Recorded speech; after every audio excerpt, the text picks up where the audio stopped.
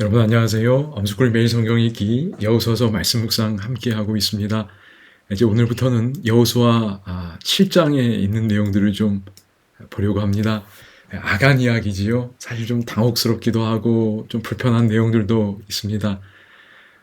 뭐 조금씩이지만 저희가 함께 또 하나님의 마음과 또 뜻을 이렇게 좀 함께 파악하고 간직할 수 있으면 좋겠습니다.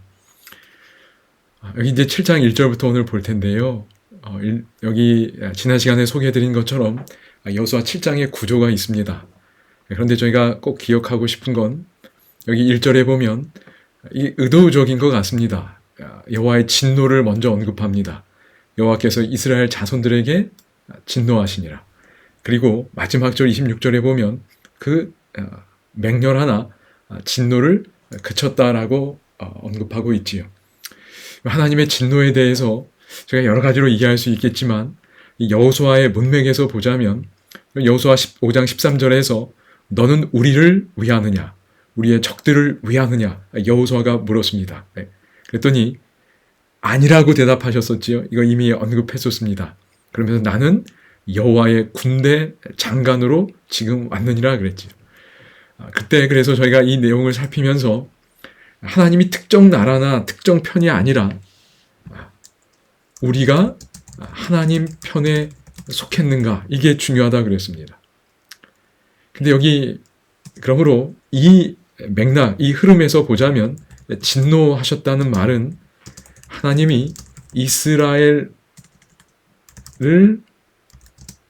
위하여 싸울 수 없게 되었다는 말입니다. 그러니까 이스라엘이 하나님 편에 서지 못한 겁니다. 그런 상황에 대한 하나의 관련된 표현이 완전 똑같지는 않겠지만 진노라는, 그리고 여기 진노를 그치셨고, 그래서 여러분 그 이후 이야기가 어떻게 되지요? 맞습니다. 이 이후에 아이성 전투에서 승리합니다. 여기서 어떻게 됐지요? 아이성 전투에서 패배합니다. 그러니까 하나님이 그들을 위하여 싸우실 수 없었던 거지요. 그러므로 이런 기본 내용을 기억하면서 여호수아 7장을 좀 보면 좋겠습니다. 여기 18절, 그러니까 지난 시간에 이것도 했던 거지요. 여리고성을 정복할 때 하나님이 주신 가장 강조한 명령은 이 온전히 바치고였습니다. 그죠? 이거 4번이나 나온다 그랬어요. 바쳤다, 바쳤다. 그래서 금지 사항이 주어졌습니다. 손대지 말라고 그러셨습니다. 그런데 손댄 사람이 있었습니다. 바로 아간이지요. 저희들은 이 내용을 미리 접하지만 이제 여호수아나 이스라엘 백성들 모르는 겁니다. 그렇지요? 이스라엘 자손들이 온전히 바친 물건으로 말미암아 범죄했습니다. 사실 아간이 바친 물건을 가졌는데 훔쳤지요. 근데 여기 뭐라 그래요? 이스라엘 자손들이 범죄했다고 말합니다. 그러니까 한 사람의 죄가 그 공동체 전체의 책임을 지게 되었습니다. 그래서 여호와께서 이스라엘 자손들에게 진노하시니라. 그래서 하나님이 그들을 위하여 싸우실 수 없게 되었습니다. 언약 관계인데 그들이 그 언약을 배반한 겁니다. 여기 뭐 이런 질문 있습니다. 그렇지요? 여러분 뭐 보셨고 생각하셨으리라 생각이 됩니다. 참 6장은 승리의 분위기로 끝났는데 충격적 진술. 그렇지요. 그래서 범죄했고 하나님이 이스라엘 백성들에게 진노하셨다는 진술을 접하게 됩니다. 그리고 방금 말씀드렸습니다. 한 개인이 잘못했는데 이스라엘 자손들이 범죄했다고 이걸 계속해서 교대로 쓰고 있습니다. 아간이 잘못한 것도 분명히 맞고, 그런데 그 책임이 이스라엘 자손들 전체에게 하나의 공동체적인 연대로 주어지고 있습니다. 공동체적인 연대가 분명히 성경의 개념으로 나타나고 있습니다.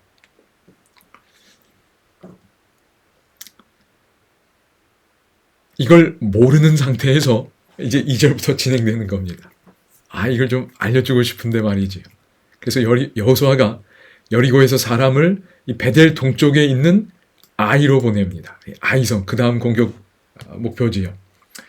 그래서 그들에게 말하여 이르되 올라가서 그 땅을 정탐하라 하매 사람들이 올라가서 아이를 정탐하고 돌아옵니다. 그리고 여호수아에게 뭐라고 하지요? 백성을 다 올라가게 하지 말고 2, 3천 명만 올라가서 아이를 치게 하소서. 그들은 소수이니. 그들을 좀 낮게 평가한 것 같아요. 과소평가한 것 같습니다. 모든 백성을 그리로 보내어 수고롭게 하지 마소서 하므로. 좀 어떤 정신이 좀 느껴지시나요? 여기 뭔가 좀 교만한 느낌이 납니다. 그렇지요? 이 부조화 선지자에도 그러니까 승리 다음에 이 자만심을 갖게 됐어요. 이러면 안 되는데 늘 이런 위험이 있습니다. 하나님의 도심만이 그들에게 성공을 줄 수 있다는 사실을 또 잊어버렸다 그랬어요. 그러니까 하나님을 의지하고 하나님께 묻고 하나님의 지도를 받는 일이 선행되었어야 하는데 뭔가 모르게 좀 서두른 느낌이 납니다.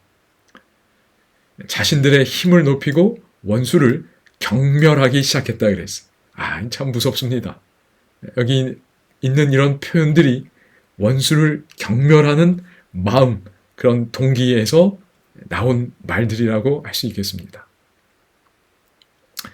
참 안타까운 건 자신들이 하나님의 진노 아래 있다는 사실을 자각하지 못했어요. 다시 말해 자신들이 하나님 편에 서 있지 못하다는 사실을 자각하지 못한 겁니다. 오늘 저희도 늘 이런 위험성을 갖고 살아가는 영적 현실인 것 같습니다. 여기 하나 좀 보고 싶은 거, 여기 올라간다 라는 표현이 나오고, 또 여기 보면 비탈에서 쳤으므로 이런 표현이 나옵니다. 비탈, 그러니까 내리막길이라는 거죠. 급한 경사로가 있는 협곡처럼 생각이 됩니다. 여기 잠깐 지도를 보시면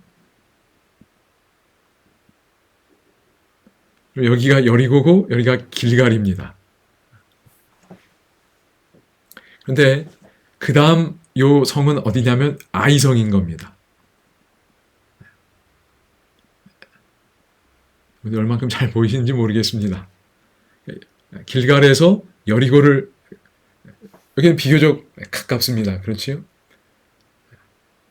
그런데 길갈에서 아이성은 제법 멀어 보입니다. 제가 정확한지 모르겠지만 한 참고 자료에 보니까 한 24km 정도 나와 있습니다. 여기는 한 2km 정도 될까요? 그런데 또 하나 생각할 건, 여기 길갈은 여러분이 잘 안 보이시겠지만 여기는 해발 마이너스 225m입니다. 여리고도 220m예요. 해발. 아주 낮은 곳입니다. 그런데 이 아이성은 해발 820m입니다. 여러분 여기 좀 짙은 갈색 돼 있는 거 보이시지요? 그러니까 여기보다 이쪽이 훨씬 높은 겁니다. 그러니까 산지 지형입니다. 그래서 길갈에서 아이까지는 대략 한 1000m의 차이가 나는 겁니다.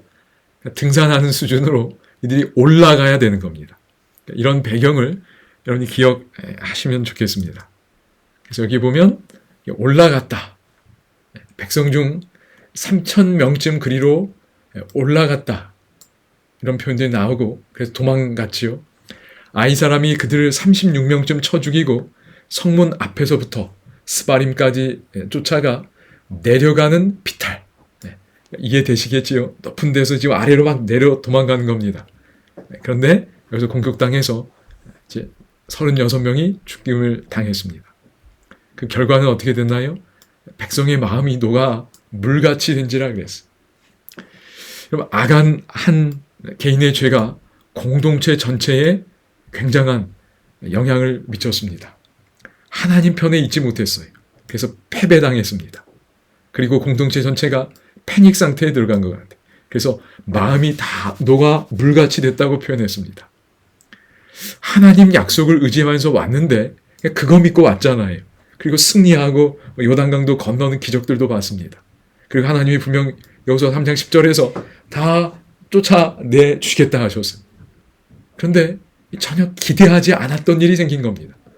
사람이 기대하지 못했던, 예상하지 못했던 일을 겪을 때 더 힘든 거지. 그러니까 지금 이스라엘 백성들이 그 형편입니다. 그리고 여호수아가 기도하는 장면에서 보게 되면 우리 이름을 세상에서 끊으리니, 멸망에 대한, 특별히 지도자로서 백성들 역시 이런 멸망에 대한 두려움도 분명히 느꼈을 것입니다. 이렇게 우리는 끝나는가? 이런 마음들이 녹아서 물같이 되었다라고 표현되어 있습니다. 여러분, 특별히 아간의 죄는 하나님의 임재를 막는 감추인 죄였습니다. 이게 참 안타깝고 또 이렇게 위험한 부분인 거지. 아간의 죄 말고도 여호수아나 백성의 어떤 좀 아쉬운 부분들, 실수한 부분들도 있었던 것으로 보입니다. 이것이 근본 문제였지만 여기에도 좀 아쉬움이 있지요. 아까 봤던 내용들입니다. 원수를 얕잡아보고 또 자만하고 하나님의 능력을 의지하지 않는 그런 태도들. 그리고 여기 부조화 선지자 보면 여호수아까지도 하나님의 뜻을 묻지 않고 아이성을 정복할 계획을 세웠다 그랬습니다. 그러니까 하나님의 약속이 이루어지는 그 상황 속에 그 흐름을 이어가고 싶은 마음이었는지 뭔가 좀 서두른 느낌이 납니다. 그래서요, 오늘 이 중심사상은 이렇게 좀 정리해 보았습니다. 죄는 하나님의 임재와 능력을 막아서 공동체 전체에 해를 끼칩니다. 여기 갈라디아서 5장 9절에 이렇게 말씀하지요. 적은 누룩이 온 덩이에 퍼지느니라. 지금 이 아간 이야기 아주 딱 적합한 것 같아요. 적은 누룩이 온 덩이에 퍼집니다. 그렇죠. 과일도 한 부분 썩고 그대로 놔두면 그 과일 전체를 다 썩게 만듭니다. 죄가 무서운 거예요. 우리 모두가 다 사실 공동체적 생활을 합니다. 가정에서, 교회에서 한 사람, 나 한 사람이 그 전체에 아주 큰 영향을 미칠 수 있다는 것을 우리가 기억해야 할 것입니다. 우리는 개인이면서 함께 살아가는 존재들입니다. 여기 이제 다음 시간 내용입니다. 여러분, 여호수아의 기도가 나오는데요. 여러분이 한번 좀 평가를 해보시기 바랍니다. 평가라는 표현이 맞는지 모르지만 여호수아의 기도가 정말 이스라엘 백성들이 했던 그런 불평과 같은가? 아니면 좀 더 긍정적으로 여겨줄 수 있는가? 이런 내용입니다. 여호수아의 기도에 보면 우리가 요단 저쪽을 만족하게 여겨 거주하였다면 좋을 뻔하였나이다. 이런 내용들이 나옵니다. 그래서 특별히 마치 이스라엘 백성들이 광야에서 애굽에 있었으면 그냥 거기 살았으면 좋았을 텐데 이런 구절과 좀 비슷해 보이기도 합니다. 그래서 특별히 민수기 14장 2절 3절과 여호수아의 기도를 비교하면서 묵상해 보시기 바랍니다. 여러분 감사합니다.